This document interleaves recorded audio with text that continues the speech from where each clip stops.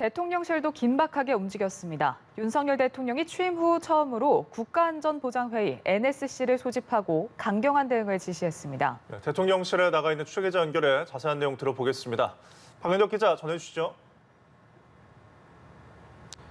네, 제 뒤로 보이는 게 바로 용산 대통령실 청사입니다. 이 청사 지하에 지하 벙커가 있는데 그 벙커에서 윤석열 대통령이 오전 7시 30분부터 긴급 NSC 회의를 주재했습니다. 회의 결과는 1시간가량 이어진 뒤 회의 결과가 발표됐는데요. NSC는 우선 북한의 도발이 유엔 안보리 결의 위반이라며 강력히 규탄한다고 밝혔습니다. 또 윤 대통령은 지난 정상회담 때 한미가 합의한 확장 억제 실행력과 한미 연합 방위태세 강화와 같은 실질적 조치를 이행할 것을 지시했습니다. 북한 위협에 맞서 미국 전략자산의 적시 전개 논의나 한미 연합훈련 정상화를 서두르겠다는 취지로 해석됩니다. 대북 제재의 철저한 이행과 함께 국내 민생과 경제엔 부정적 영향이 없도록 하라는 당부도 했습니다. NSC와 별도로 정부 차원의 규탄 성명도 냈습니다.